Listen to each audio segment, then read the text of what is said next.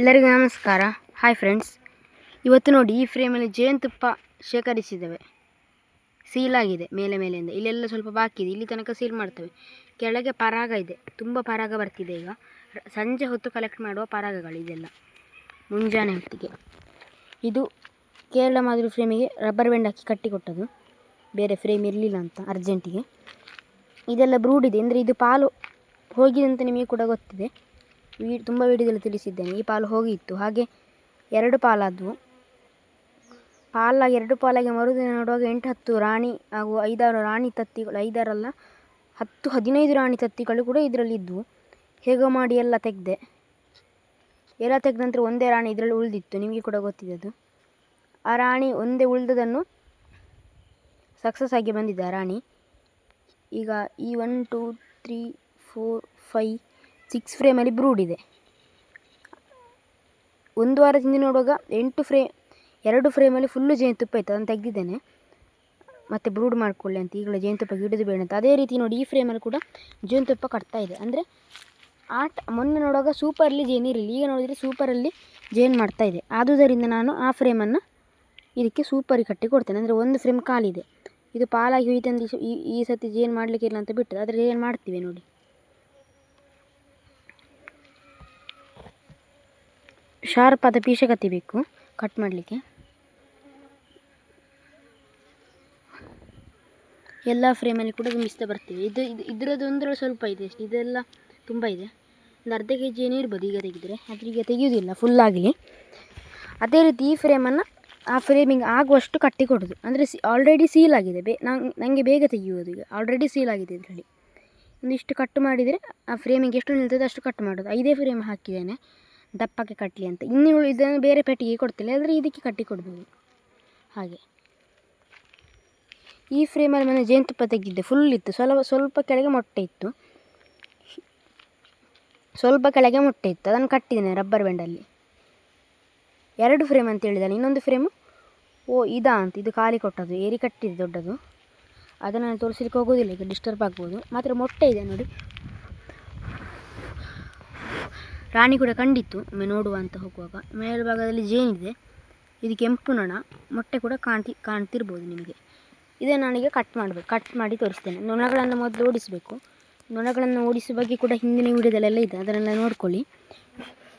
ನಾನು ಹಿಂದಿನ ವಿಡಿಯೋದಲ್ಲಿ ಈ ಥರ ಓಡಿಸೋದನ್ನು ಕಳಿಸಿಕೊಟ್ಟದ್ದು ನಿಮಗೆ. ಈ ಥರ ನೋಡಿ, ಈ ಥರ ಇಲ್ಲಿ ಶೇಕ್ ಮಾಡುವಾಗ ಇದು ಹೋಗ್ತದಂತ. ಆದರೆ ಇನ್ನೊಂದು ರೀತಿಯನ್ನು ತೋರಿಸ್ತೇನೆ. ಆ ಥರ ಮಾಡುವುದರಿಂದ ನಿಮಗೆ ತುಂಬ ಬೇಗ ಹೋಗ್ತದೆ ನೊಣಗಳು. ಅದನ್ನು ಕೂಡ ನಾನು ತೋರಿಸಿದ್ದೇನೆ, ಆದರೆ ಇವತ್ತು ನಿಮಗೆ ಪೂರ್ಣ ಮಾಹಿತಿಯೊಂದಿಗೆ ತೋರಿಸ್ತೇನೆ ನೋಡಿ. ಈಗ ಜೇನು ಸೀಸನ್ ಒಳ್ಳೆ ರಬ್ಬರ್ ಹೂ ಕೂಡ ಆಗ್ತಾಯಿದೆ. ಮುಂಜಾನೆ ಹೊತ್ತಂತರೂ ತುಂಬ ಪರಾಗ ಪೆಟ್ಟಿಗೆಗಳಲ್ಲೆಲ್ಲ ಹೆಚ್ಚಿನ ಪರಾಗಗಳನ್ನೇ ತುಂಬಿಸಿವೆ. ಆದುದರಿಂದ ಪಾಲಾಗೋದು ಸಂಖ್ಯೆ ತುಂಬ ಜಾಸ್ತಿ ಇರ್ತದೆ. ರಾಣಿ ಮೊಟ್ಟೆಗಳನ್ನು ತೆಗೆಯುವುದೆಲ್ಲ ಕೆಲಸ ಉಂಟೀಗ. ಈ ಥರ ನಿಧಾನವಾಗಿ ಇಟ್ಕೊಳ್ಬೇಕು, ಆಚೆ ಏರಿಗೆ ಟಚ್ ಆಗಬಾರ್ದು. ಸ್ವಲ್ಪ ಟಚ್ ಆಗ್ಬೋದು, ತುಂಬ ಟಚ್ ಆದರೆ ಮತ್ತೆ ಪುಷ್ ತೆಗಾಗಿ ಕಚ್ತವೆ. ಈ ಥರ ಮಾಡಿದ ನಂತರ ಈ ಥರ ಉಬ್ಬಬೇಕು, ಅವುಗಳು ಡಿಸ್ಟರ್ಬ್ ಆಗಬೇಕು. ಆ ಥರ ಮಾಡಬೇಕು. ಅಂದರೆ ಸ್ವಲ್ಪ 1-2 ಸತಿ ಕುಟ್ಟಬೇಕಿಲ್ಲಿ. ತುಂಬ ಸತಿ ಕುಟ್ಟಿದರೆ ಇದಕ್ಕೆ ಬಂದು ಚುಚ್ಚುತ್ತವೆ ಚಾಕುಗೆ.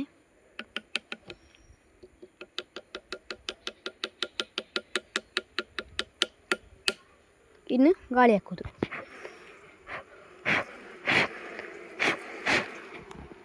ರಬ್ಬರ್ ಹನಿ, ಇದು ರಬ್ಬರ್ ಹನಿ ಒಂದು ಸಾಧಾರಣ 1 ತಿಂಗಳ ತನಕ ಆಗ್ತಾ ಇರ್ತದೆ. ಅಂದರೆ ನಮ್ಮ ತೋಟದಲ್ಲಿ ಇರಬೇಕಂತ ಇಲ್ಲ, 1 ಕಿಲೋಮೀಟರ್ ಸುತ್ತಮುತ್ತದಲ್ಲಿದ್ದರೆ ಸಾಕಾಗ್ತದೆ. ಮೇಲೆಲ್ಲ ಬರೋದು ಅಡಿಕೆದು ಹನಿ ಮತ್ತು ತೆಂಗಿನಕಾಯಿ ಹಾಗೂ ಫಾರೆಸ್ಟಲ್ಲಿ ಆಗೋ ಹೂಗಳೆಲ್ಲ ಆಗ್ತದೆ. ಚಂದ್ರಿಕಾ ಮರ, ಈ ಥರದ್ದೆಲ್ಲ ಇತ್ಯಾದಿಗಳು ಆಗ್ತಾ ಹೋಗ್ತದೆ.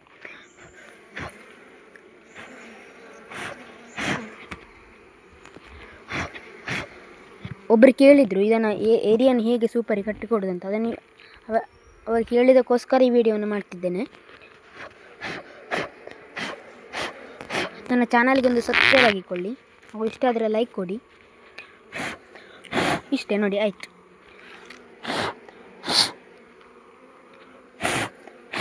ಇಷ್ಟೇ ಸುಲಭ. ಮರಿ ರೇಟನ್ನು ಕೂಡ ಈ ಥರ ತೆಗೆಯುವುದರಿಂದ ಬೇಗ ನೊಣಗಳು ಹೋಗ್ತವೆ. ಸ್ವಲ್ಪ ನೊಣಗಳು ಕೆಳಭಾಗದಲ್ಲಿ ಕೂತ್ಕೊಳ್ತೇವೆ, ಅದು ಸಾಮಾನ್ಯ. ಇದರಲ್ಲಿ ಕೂರಲಿಲ್ಲ, ಇಲ್ಲದ್ರೆ ಇಲ್ಲೆಲ್ಲ ತುಂಬ ಕೂತ್ಕೊಳ್ತೇವೆ. ಇದನ್ನು ನಾವೀಗ ಶೇಕ್ ಮಾಡಬೇಕು, ಇಲ್ಲದ್ರೆ ಊಬೇಕು. ರಾಣಿ ಉಂಟಂತ ಮೊದಲು ನೋಡ್ಕೊಳ್ಬೇಕು, ಆದರೆ ಇದರಲ್ಲಿ ರಾಣಿ ಇಲ್ಲ. ರಾಣಿ ಇದ್ದರೆ ಈ ಥರ ಇಡಬೇಕು, ಆವಾಗ ಹೋಗ್ತದೆ. ಉಪ್ತಾ ಬರಬೇಕಾಗ ಹೋಗ್ತದೆ ಕೆಳಗೆ. ಇಲ್ಲಿ ಒಂದು ಸ್ವಲ್ಪ ಇದೆ.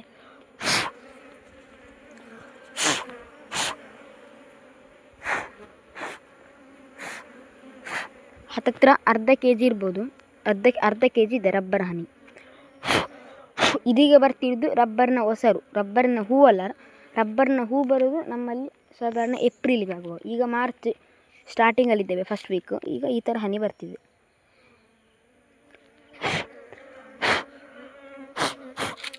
ನೋಡಿ, ನೊಣಗಳೆಲ್ಲ ಹೋದು. ಈಗ ಇದನ್ನು ಕಟ್ ಮಾಡಿ ಕೊಡಬೇಕು ಸೂಪರಿಗೆ. ಈಚೆ ಫ್ರೇಮಿಗೆ ಕೊಡ್ತೇನೆ ನಾನೀಗ. ಒಂದು ರಬ್ಬರ್ ಬ್ಯಾಂಡನ್ನು ಕೂಡ ಇಟ್ಕೊಂಡಿದ್ದೇನೆ, ಒಂದು ಸಾಕು. ಇದು ಇನ್ನೊಂದು ಪೀಸನ್ನು ಪರಾಗ ಇರುವ ಫ್ರೇಮನ್ನು ನಾನು ಬೇರೆ ಪೆಟ್ಟಿಗೆಗೆ ಕೊಡ್ತೇನೆ. ಇದಕ್ಕೆ ಇಟ್ಟರೆ ಏನಾಗ್ತದಂದರೆ, ಇದನ್ನು ಪರಾಗವನ್ನುಗಳು ಬ್ರೂಡಿಗೆ ಶಿಫ್ಟ್ ಮಾಡಿ ಅಥವಾ ಮುಗಿಸಿ ಆಗುವಾಗ ತುಂಬ ಲೇಟ್ ಆಗ್ತದೆ. ಆದುದರಿಂದ ಜೇನು ಮಾಡಿ ಸೀಲಾಗಲಿಕ್ಕೆ 10-15 ದಿನ ಎಲ್ಲ ಬೇಕು. ಆದುದರಿಂದ ನಾನು ಇದನ್ನೇ ಕೊಡ್ತೇನೆ. ಇದನ್ನು ಬೇರೆ ಪೆಟ್ಟಿಗೆಗೆ ಸೆಕೆಂಡ್ ಸೂಪರ, ಥರ್ಡ್ ಸೂಪರ್ ಈ ಥರ ಮಾಡಿ ಕೊಡ್ತೇನೆ. ಇದನ್ನು ಇಡ್ಲಿಕ್ಕೆ ವ್ಯವಸ್ಥೆ ಮಾಡ್ತೇನೆ ಒಮ್ಮೆ.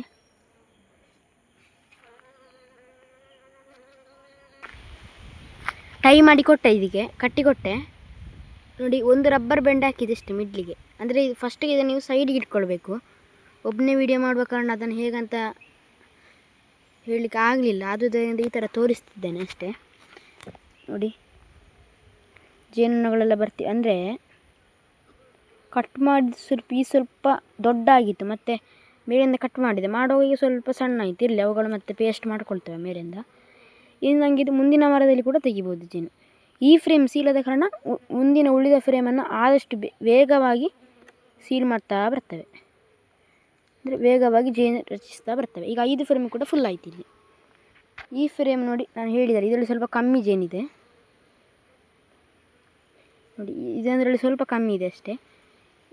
ನನಗೆ ಈಗ ಎಂತಂದರೆ, ಈ ಫ್ರೇಮನ್ನು ತೆಗೆದು ಬೇಕಾದರೆ ಈ ಫ್ರೇಮನ್ನು ಬೇರೆ ಪೆಟ್ಟಿಗೆ ಇದೆ ನೊಣಗಳನ್ನು ಓಡಿಸಿ ಈ ಫ್ರೇಮನ್ನು ತೆಗೆದು ಈ ಏರಿಯನ್ನು ಕೂಡ ಕೊಡ್ಬೋದು. ಆದರೆ ಪರಾಗ ಜಾಸ್ತಿ ಇರುವ ಕಾರಣ ಬೇಡ ಅಂತ ಬಿಟ್ಟದು. ಇದರಲ್ಲಿ ಜೇನಿದ್ದರೆ ಆ ಥರನೇ ಮಾಡ್ತಿದ್ದೆ. ಇದನ್ನು ಬೇರೆ ಪೆಟ್ಟಿಗೆಗೆ ನಾನು ಕೊಡ್ತೇನೆ. ಹೀಗೆ ಇವತ್ತಿನ ಒಂದು ಮಾಹಿತಿಗೆ ನನ್ನ ಚಾನಲಿಗೆ ಒಂದು ಸಬ್ಸ್ಕ್ರೈಬ್ ಆಗಿಕೊಳ್ಳಿ ಹಾಗೂ ಲೈಕ್ ಕೊಡಿ ಅಂತ ಹೇಳ್ತಾ ನನ್ನ ಮಾಹಿತಿಯನ್ನು ಮುಗಿಸುತ್ತೇನೆ.